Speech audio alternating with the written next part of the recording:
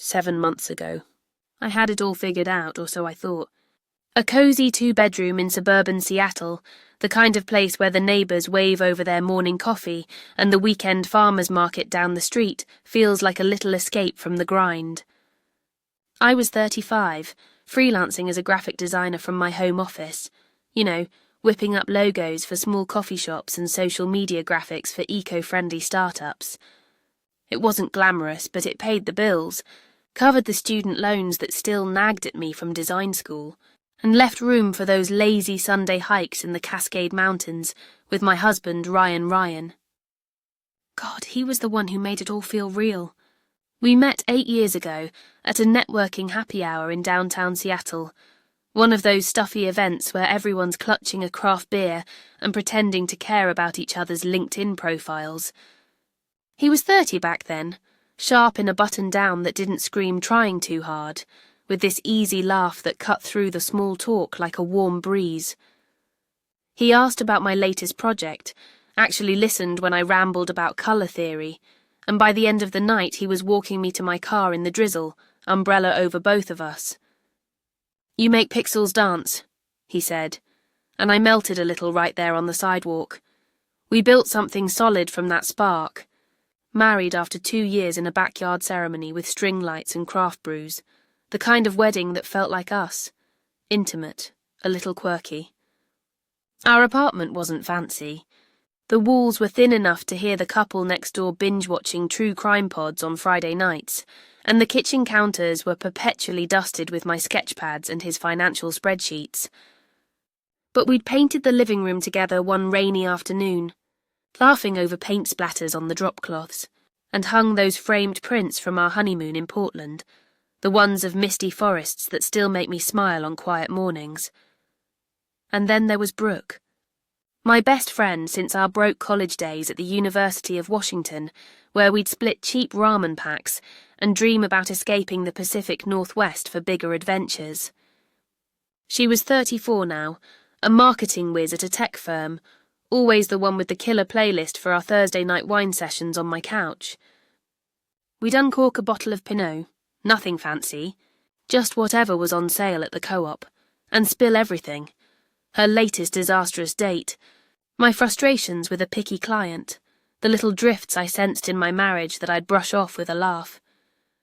"Ryan's just buried in client calls," she'd say, clinking her glass to mine. "You're the lucky one, Em. Most guys wouldn't know a Roth IRA from a hole in the ground, but he's got your back." Brooke was there for the big stuff, too. My maid of honour in that flowy lavender dress we picked out over mimosas, hauling boxes up 3 flights when we moved in, even holding my hand through the grief when my mom, Eleanor, passed 7 years ago. Mom was 52 then, a quiet powerhouse as an accountant at Pacific Trust Bank, the kind of woman who balanced books with the precision of a surgeon and baked lemon bars that could fix a bad day. Her death, it hit like a freight train. A single car crash on a slick I-5 stretch one stormy night, the cops calling it speed and hydroplaning, nothing suspicious. I was devastated, but life pulled me forward. Ryan's arms around me at the funeral. Brooke's casseroles in the freezer. We had an aunt like that. 2, Lydia, Mum's older sister, gone 10 months now at 68. The family black sheep, always whispering about bank scams and hidden ledgers at holiday dinners, her eyes darting like she saw shadows the rest of us missed. We'd pat her hand, change the subject to pie, and chalk it up to grief lingering too long after Mum. Eccentric, sure, but harmless. If stories like this, the ones that start with coffee mugs and end with truths you never saw coming, pull you in, do me a favour, hit that subscribe button. It's free, and it helps these whispers of resilience reach someone else staring down their own rainy Tuesday. Because trust me, what came next, it rewrote every line I'd ever drawn, that Tuesday morning. It started like any other, but the knot in my stomach, it wouldn't untie. I woke up with that heavy fog in my chest, the kind that makes your coffee taste bitter no matter how much cream you stir in. Ryan was already gone, or so he said, off to an early client breakfast across the lake. His side of the bed was cool, the pillow untouched, and I lay there for a minute, staring at the ceiling fan spinning lazy circles, wondering if it was just another bad night's sleep or something more. The rain had started sometime before dawn, that relentless Seattle patter against the window, like fingers drumming impatience on the glass. I dragged myself up, splashed water on my face, pulled on my favourite oversized sweater, the one with the frayed cuffs from too many late-night sketches, and tried to shake it off. Work called. A logo revision for a boutique winery was due by noon, and freelance doesn't forgive foggy heads. But as the morning dragged on, the unease grew roots. I'd glance at my phone, half expecting a sweet text from Ryan. Miss you already or some emoji heart, but nothing. Just the usual spam about loan rates and webinar invites.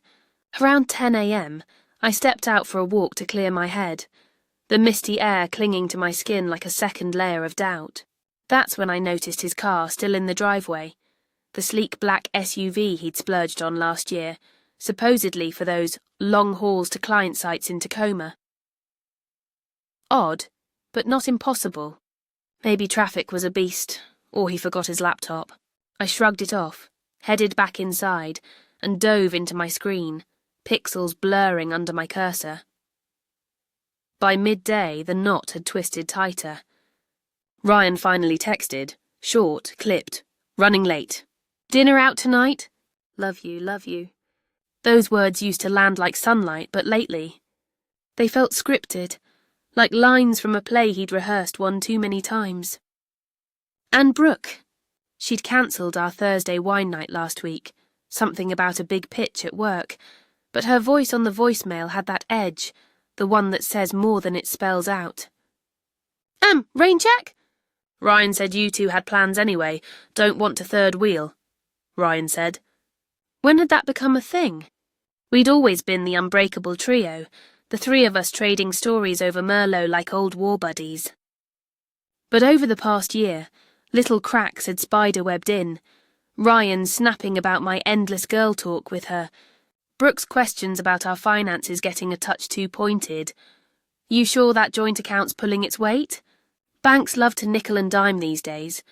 I remembered Mum's stories too, unbidden, as I hunched over my tablet. Eleanor had always been the steady one, her ledger book spread across the kitchen table like sacred texts, fingers flying over calculators while she hummed old folk tunes. Numbers don't lie, Em, she'd say, pushing a plate of her lemon bars my way. But people, they cook the books when it suits them. 7 years since that night, the call at 2 a.m, the officer's voice flat as asphalt. Hydroplaned on black ice, Ma'am. She didn't suffer. We'd buried her under a canopy of evergreens, the rain mixing with our tears, and Aunt Lydia had pulled me aside at the graveside, her grip like iron on my arm. It wasn't the road, Emily, it was the ledgers. Pacific Trust. They're laundering shadows through mortgages, falsifying docs to prop up the bigwigs. Your mom found the threads, and they cut 'em. I'd patted her hand then, murmured something about time healing, because that's what you do when grief makes someone sound half mad. Lydia, with her cluttered bungalow full of dog-eared financial journals and that wild glint in her eye, the aunt who'd show up to Thanksgiving with printouts on algorithmic fraud instead of pie. We loved her, sure, in that polite keep-your-distance way, but her warnings, they faded like fog off the sound. Paranoia, we'd whisper after she left, shaking our heads over coffee. Just the ache of losing her sister twisting facts into phantoms. But that afternoon, as I wrapped up the winery logo, a swirling vine in deep burgundy, elegant and unassuming, Ryan's text about dinner nagged like an itch I couldn't scratch.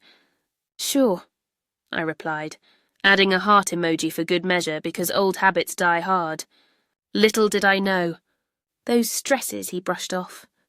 They were code for something darker, a web spun long before our first dance, and Brooke's advice, her easy smiles over wine, part of the pattern I was too tangled in to see.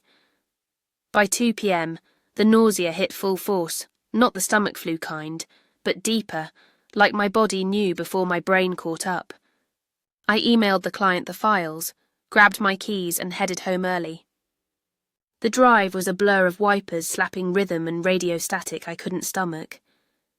Pulling into our lot, I spotted Brooke's silver Prius tucked in the visitor spot, rain beading on its hood like tiny accusations. She had a key, sure, for emergencies, plant watering, that sort of thing. But on a Tuesday with Ryan at breakfast, my pulse kicked up, a drumbeat warning I tried to laugh off. They're probably brainstorming her pitch, I told myself, parking crooked and fumbling for the door. Or surprise brunching. Yeah, that had to be it.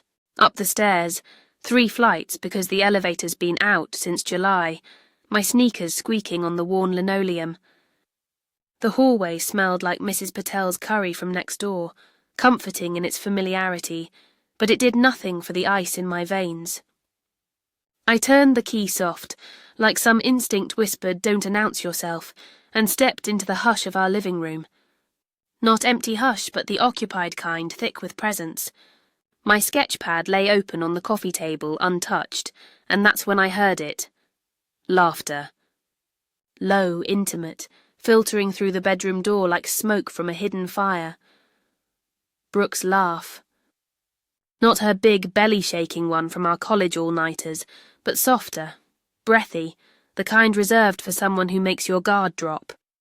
And Ryan's voice underneath, murmuring something that pulled another ripple from her. My bag slipped from my shoulder, thudding soft on the rug, but they didn't hear.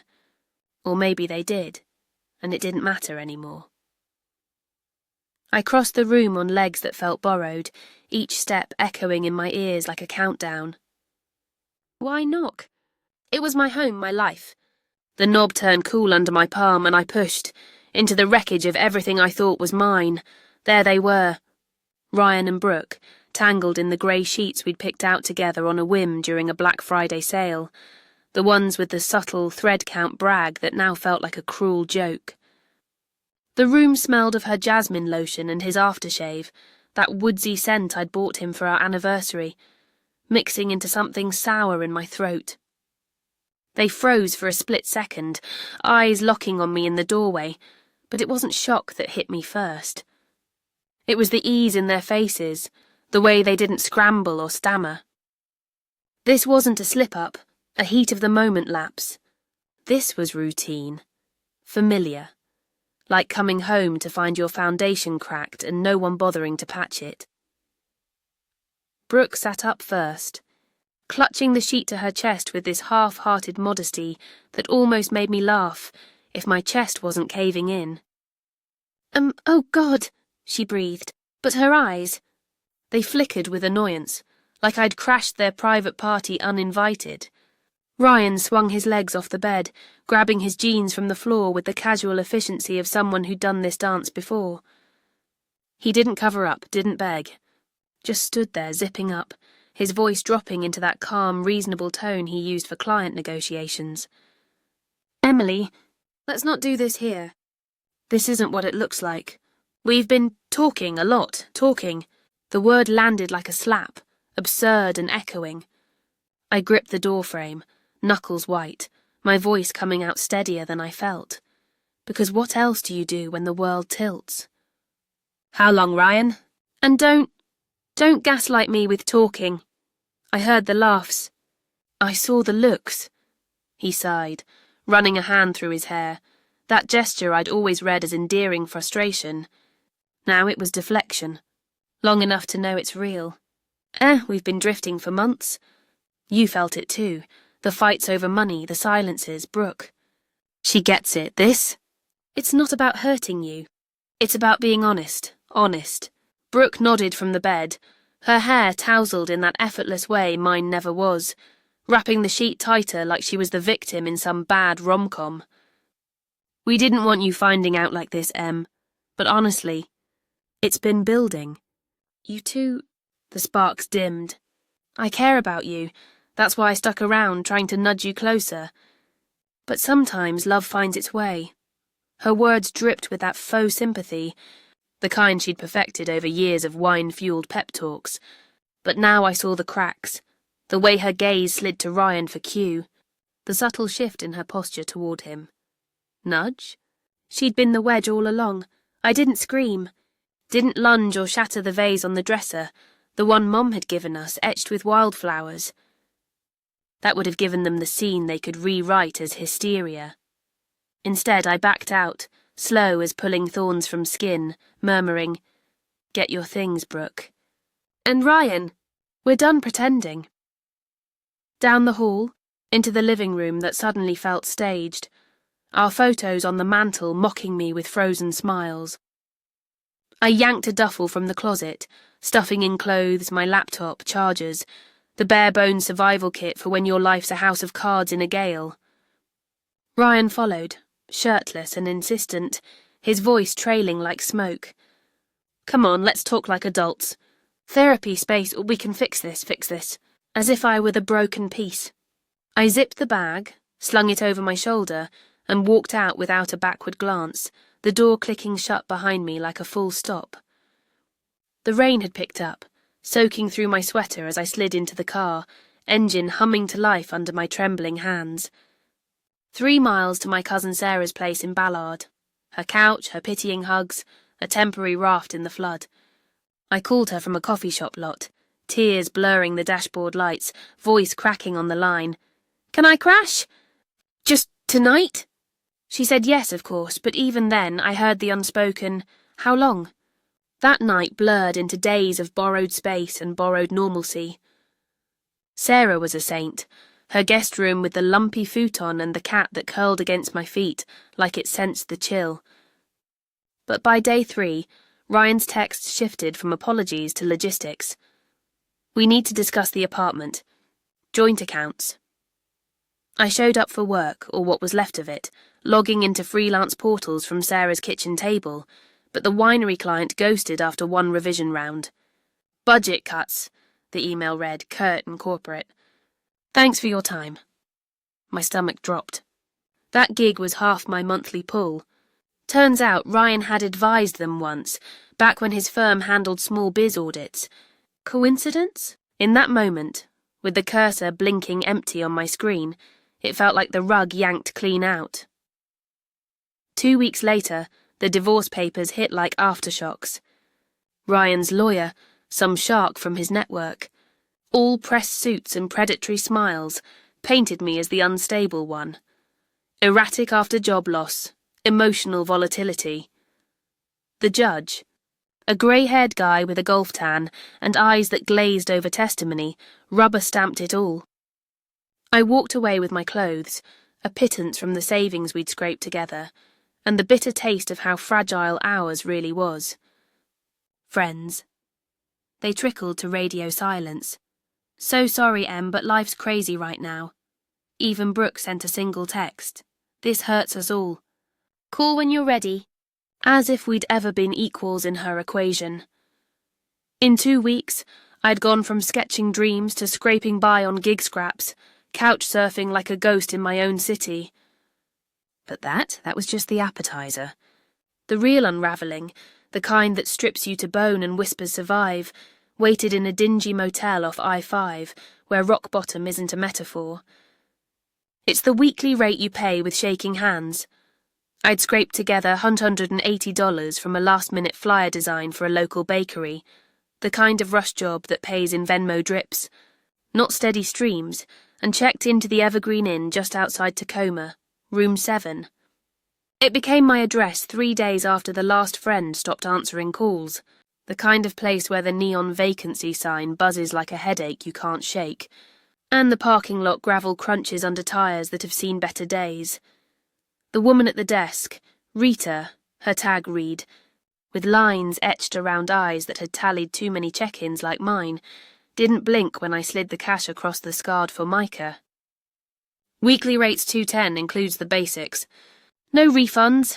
Check out at 11 if you're out." Her voice was flat as the rain-slicked highway outside, worn smooth from reciting the script to women with duffels and hollow stares.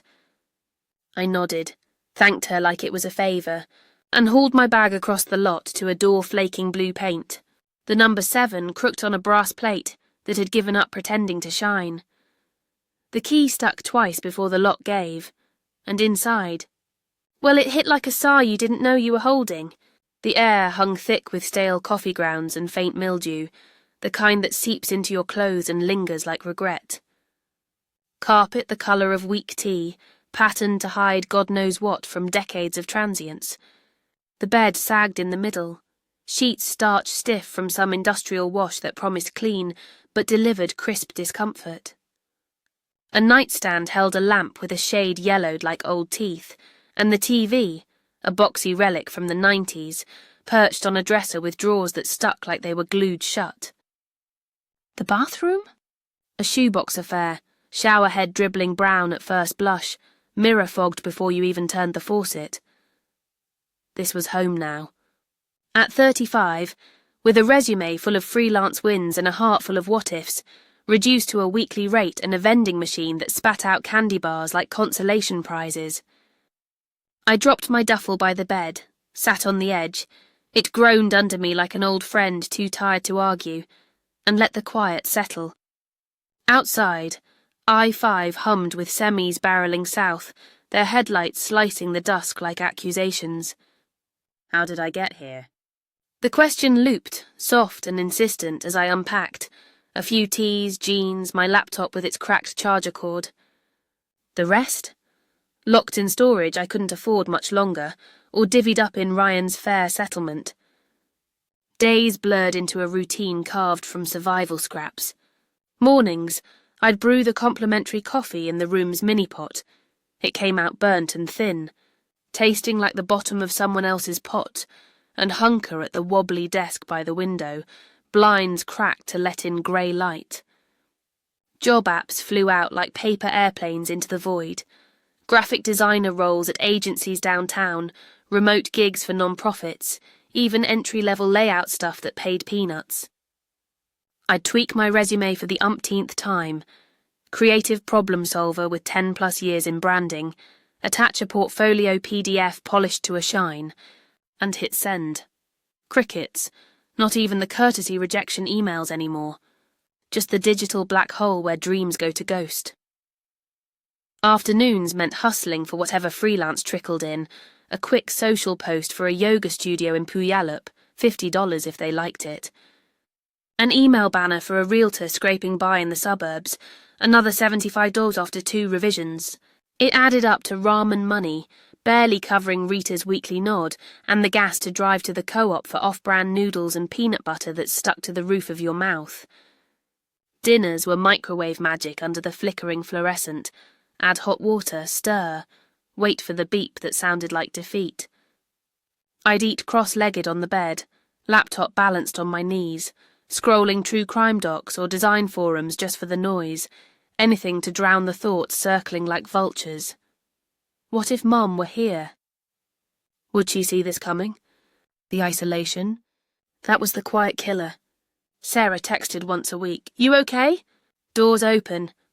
But her husband's sighs echoed in the subtext, the burden of one more mouth when their own plates overflowed. Old college pals? Their hangouts dried up fast. Families in town, rain check? Until the checks bounced to nothing. Even the bakery client who tossed me that flyer gig. Radio silence after payment. And health stuff, a nagging ache in my shoulder from hunching over screens, no insurance to buffer the ER visit I kept putting off. Credit card bills piled in my inbox, interest ticking up like a bomb no one bothered to defuse. At night, lying in the dark with the neighbour's TV murmuring game shows through the thin wall, I'd trace the cracks in the ceiling and wonder, is this it? The end of the line scripted by people who never loved the lines they read. 3 weeks in, the motel felt less like a pit stop, and more like a cage I'd built myself. Walls closing in with every unpaid invoice, every unanswered ping. Rita would eye me at check-in, her rough week, a hook I sidestepped with a tight smile. Just transitioning, lies we both knew. But one evening, as the rain drummed harder and my latest app vanished into the ether, I dropped my charger under the bed while plugging in. On my knees, fishing in the dust bunny shadows, my fingers brushed leather, rough aged, not the motel's cheap vinyl. I tugged it out, heart skipping like a glitchy track. An old suitcase, brown hide scuffed from travels long forgotten, brass corners dulled to a patina glow. A tag dangled from the handle, twine frayed, Emily Hayes in ink that hadn't faded, the precise slant I knew from holiday cards and whispered warnings. Aunt Lydia's hand.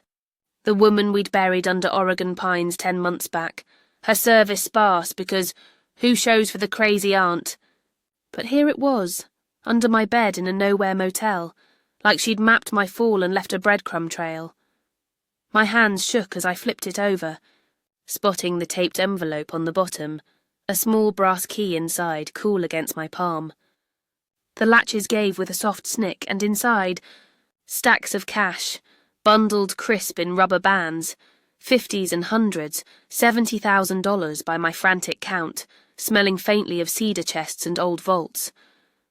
Underneath, a plane ticket to Portland, one way, dated 4 days out. And the note, yellow legal pad, her script marching steady. Seed money, Em. The legacy's waiting at this address. Don't trust Ryan, don't trust Brooke. They've been weaving this web since before your rings. Eleanor's crash? No ice on I-5. It was the ledgers they buried. Finish her digital vault before they erase you too. Truth's your inheritance. Use it fierce. I read it 3 times by the lamp's weak glow, each pass carving deeper into the ache. Planning since before our vows. Mom's death. That tragic slip on a road she knew blind. Lydia, the aunt we'd dismissed with eye rolls and bless her heart, had seen it all along. The paranoia wasn't grief. It was pattern spotting in a world rigged to hide its seams. That night, staring at the open case on the bed, money fanned like forbidden cards, I felt the choice bloom, run with the cash, vanish to some sun-bleached coast where no one knew my name. Or chase the vault, arm myself with whatever ghosts Lydia left, and burn the web down. By dawn, with the rain easing to a whisper, I chose fire. Not because it was easy, God, it terrified me, but because disappearing. That handed them the win. I packed the cash into a waterproof pouch, tucked the ticket in my wallet, and left a note for Rita. Paid through the week. Won't be back. Thanks for the quiet. She found it at checkout. Her nod through the office window, maybe concern, maybe relief. Either way, it was goodbye to room 7, the sagging bed, the burnt coffee, the woman I'd been when I checked in. The flight to Portland was a blur of budget seats and recycled air, wedged between a salesman snoring over his tablet and a mum wrangling a toddler with goldfish crackers. I clutched the duffel like it held my pulse, mind racing through what-ifs. What if Lydia was wrong? What if this vault's just more shadows? But the note burned in my pocket, real as the $70,000 weighing down my lap. Landing in that heavier Oregon mist, cooler than Seattle's, I rented a Beta sedan with cash, no questions, no traces, and punched the address into the GPS. Lydia's place sat at the end of a cul-de-sac in Lake Oswego, a modest rancher from the 70s era, roof mossed over like forgotten worries. The yard had gone feral, grass knee-high, weeds claiming the flower beds Mum would have tisked at, and the driveway cracked wide enough for doubts to slip through. I parked, engine ticking cool, and sat a minute, key from the envelope heavy in my fist. What if the truth's worse than the lies? But backing out now? That was letting the web tighten. I stepped out into the damp, the door creaking open to stale air and silence. Like the house held its breath for company, books everywhere, stacks teetering on shelves, spilling onto floors like Lydia's thoughts had overflowed, filing cabinets where a sofa should have been, labels in her neat caps, mortgage trails 18, exec bonuses 15. The kitchen? Barely touched, a kettle filmed with dust on the stove. But the note pointed to the garage out back, not the house. I threaded through the yard, boots sinking in mud, to a door padlocked fresh. Heavy duty, the kind for vaults, not tools. The second key turned smooth, and inside, order amid the chaos. Cabinets lined the walls, drawers taped shut with evidence-grade seals. Boxes alphabetized, a workbench cluttered with notepads and a dusty old PC. But in the corner, under a tarp draped like a shroud, a trapdoor flush with the concrete floor. Heart hammering, I peeled back the canvas. No rust, no cobwebs. This was tended secret. The third key fit the hasp, and the door lifted on oiled hinges, revealing a ladder plunging into shadow. Phone flashlight on. I descended, 7 rungs down to a crawl space turned bunker. Air cool and dry from a humming dehumidifier, LED strips flickering awake like hesitant stars. 7 feet high, maybe 15 square, but packed. More cabinets, sleeved docks, a table with that PC humming low, and photos pinned like indictments. Lydia's archive. Her war room. The aunt we'd pitied? She'd been arming for Armageddon. I started with the photos, hands none too steady, picking one from the table's edge. Mom. Eleanor, mid-laugh, arm looped with Ryan and Brooke at what looked like a banking conference, name tags gleaming under ballroom chandeliers. Pacific Trust Annual Summit 9 years ago. 9. 2 full years before that chance happy hour where Ryan swept in like fate. Their smiles. Too synced, too knowing. This wasn't coincidence. It was choreography. I'd been the mark from the jump, courted to crack Mum's circle, our marriage a long con for ledger access. The air thinned as I sank onto a stool, photo trembling in my grip. Every I do, every anniversary toast. Performance? For what? I reached for the PC next, booting it with a password Lydia'd scratched inside the case. Lemon bars 52. The screen bloomed to files, spreadsheets of falsified loans, emails chaining execs to shell accounts, but the folder labelled voices pulled me in. Audio clips, timestamps from years back. I plugged in headphones, hit play on the top one. Ryan and Victor Hale, April 2017, Eleanor status. Static crackled, then Ryan's voice, that timbre I'd fallen for over takeout, cool as a closing pitch. She's digging too deep, Vic. Found the mortgage flips, those subprime ghosts we buried in 15. She's copying files, talking FDA whistleblower routes for the audits. A deeper voice cut in. Hale, Pacific Trust CEO, gravel and greed. Contain it through the daughter. She's your in, right? Soft touch. Build trust. Ryan's pause, then. Emily's clueless. Eleanor's walled her off, calls it protecting family. Makes it tricky. Hale's laugh, dry as dust. Tricky's fixable. If she won't fold, we stage the exit. Rainy night on I-5. Accidents happen. Carbs sign off quick on hydroplane. I yanked the headphones, breath ragged in the bunker hush. Planning her death. My mum, the woman who taught me to spot lies in numbers, like a quarterly report. And Ryan? Not just complicit. He'd volunteered the playbook.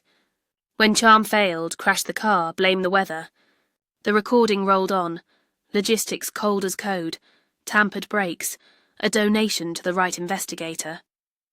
Afterward, Emily'll lean hard, gives you deeper hooks. And that Aunt Lydia. Let her squawk. No one's buying her hack theories. Hours melted there, cross-legged on concrete, piecing the mosaic. More tapes.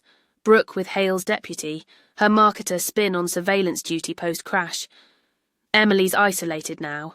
Wine nights keep her venting, not digging. If she sniffs old files, I'll nudge her off. Our friendship. A gig paid in envelopes and alibis. Docs showed payments funneled through Ryan's firm. Mortgages flipped to launder billions in bad debt. Pacific Trust's empire built on falsified foreclosures that ruined families like ours might have been. Then the USB, sleek black drive taped under the desk, labelled for M the key. Plugged in, it unlocked to encrypted vault. Bank logs frozen by Mum's backdoor code. $12 million in seized assets she'd flagged before they silenced her. But the real gut punch? A video file, thumbnail of Lydia in her cardigan, face gaunt but eyes fire-sharp, recorded months before her heart gave out. Samantha, wait, Emily? She started, voice a rasp wrapped in warmth, coughing into a fist before steadying. If you're seeing this, I'm gone, and you've tumbled far enough to need it. I tried warning you, at the engagement dinner, pulling you aside. That boy's too polished, Em. And Brooke? Her questions probe like audits. You laughed it off, called me the family ghost story. Fair enough.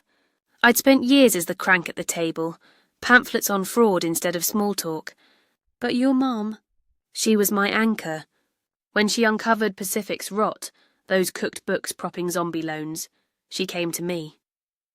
We built this bunker together, bite by bite, before they staged her slip. She leaned in, the screen filling with her crooked smile, the one from childhood summers sneaking blackberry pie. You've got choices, kid. Take the $70K the ticket, vanish to Baja or wherever sun mends fences. Live quiet, safe. No shame in that. You've bled enough, or fight. Crack this drive with the code from Eleanor's necklace, that locket you wear. The engraving's the passphrase. Torch him, the bank, Ryan, Brooke, the lot. It'll cost. Threats, lawyers snapping at heels, but win or scorch, you'll sleep knowing you didn't let lies bury you. A cough racked her, tissue flecked red, but she waved it off. Truth ain't gentle, Em. It's the blade that carves free. I love you, fierce as your mum did. Don't let their polish blind you. The screen went dark, her reach for the stop button the last frame. I fumbled for the locket at my throat, Mum's silver-worn engraved EBH 08, and typed it in. Files bloomed, asset trails, witness lists. The $12 million trust she'd hidden in my name, ironclad against grabs. Calling the FBI felt like jumping without a net. Dialing Agent Carla Reyes from the Portland field office, voice barely above the bunker's hum. This is Emily Hayes. Aunt Lydia Vaughan left me evidence on Pacific Trust. Frauds a crash 7 years back. Silence stretched, then her tone snapped sharp. Where are you? Stay put, don't touch more. I'm en route, 30 minutes. She made it in 25, ponytail swinging, badge glinting under garage fluorescence, eyes widening as I led her down. Your aunt, she said after an hour in the files. Gloves snapping off. Was a digital bloodhound, this? It's dynamite, RICO-level conspiracy to murder if the brakes trace. The machine ground slow after that. Warrants drafted in triplicate, subpoenas for Hale's jets and Ryan's offshore slush. I crashed in a one-bed in Selwood, floors creaking underfoot, windows rattling with freight trains. Modest, because Flash screamed target.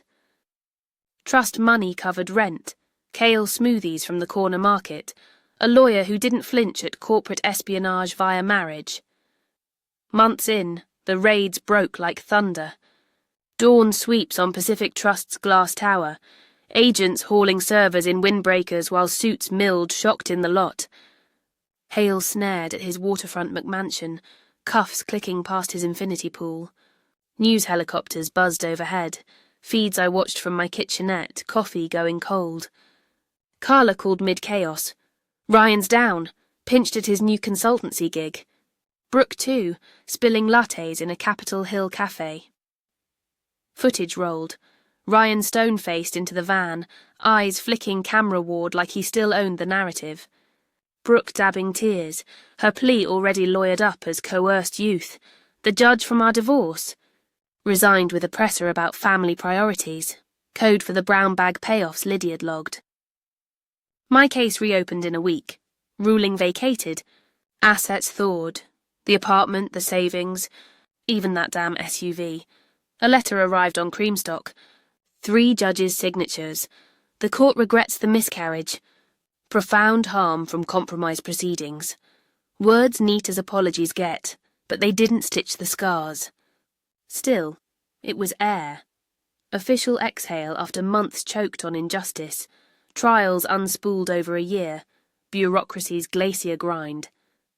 Hale's first, a circus of whistleblowers in the stand, ex-tellers gutted by retaliation, families foreclosed on phantom debts. Tapes played prime time, his growl plotting Mum's exit, bonuses tied to buried audits. Jury took 5 days. Sentence 22 years, 35 million clawed back. I sat gallery back, anonymous shadow, watching him shuffle off in orange. No smirk left, just the math of consequence evening out. Ryan's turn hit personal, every session a scalpel to old wounds. Prosecutors unpacked our lifelike evidence, bank wires during date nights, his logs tracking Mum's shifts. That April tape looped for the room, his voice dissecting her like a liability. Defense spun dupe of the elite, but the jury saw eager architect. Guilty on conspiracy, fraud, racketeering. 13 years, the gavel's crack echoing my heartbeat. He looked my way at sentencing, eyes a mix of venom and void, like he'd bet on my break and lost the pot. I met it steady, no flinch. The girl he'd played was gone. This woman, she'd authored the end. Brooke plea bargained down to 7, trading dirt on Hale's inner circle for a lighter cage. Her letter came 6 months post-bars, pages of looped script. It was survival at first, Em, the pay, the pressure. But you, I meant the laughs, the wine. Can we salvage something real from the wreck? Remorse wrapped in rewrite, painting her the ensnared instead of the snare. I folded it once, slotted it with the rest, the photos, the tapes, and let silence answer. Some bridges burn for warmth, others to light the way forward. The civil suit dragged 2 more years, Pacific Trust's war chest of attorneys stalling like pros. But with criminal dust settling, they folded. $1.8 billion to victims, oversight monitors embedded like thorns. Mom's estate, $10 million wrongful death wired clean to me. Tainted green every cent, born of her blood on I-5. I funneled it to whistleblower funds, orgs auditing banks from the shadows. With Lydia's trust, that $12 million fortress, I launched the Hayes Legacy Initiative, a non-profit nerve centre, hiring coders to sniff digital fraud, lawyers to shield the small fry who speak up. We exposed a subprime scam in Spokane last spring, saved a dozen homes from ghost foreclosures. It's my days now. Mornings in a cosy office overlooking the Willamette, sketching strategies instead of logos. Evenings mentoring young auditors over, you guessed it, Pinot and plot twists. I still drive past the Evergreen sometimes. That buzzing sign a mile marker on the map of me.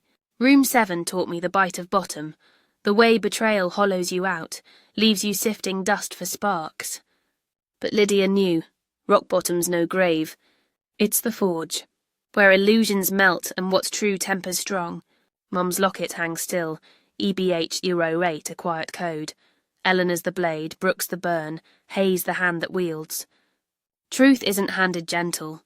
You claim it, fierce and flawed, and the philosophy, simple as lemon bars on a bad day. Life's ledger's balanced not by luck, but ledger. The quiet tallies you keep when the world's cooking books. Betrayal strips the paint, sure. But underneath, the lines you draw next, honest, unbreakable. That's the legacy worth leaving. If this tale of webs unravelled and fires kindled hooked you to the end, smash that like. Your nod fuels the next whisper. What's your rock-bottom spark? Drop it in the comments. Let's trade truths. And subscribe, bell on. More stories of claiming what's yours coming soon. Because in the end, you're the author they never saw coming.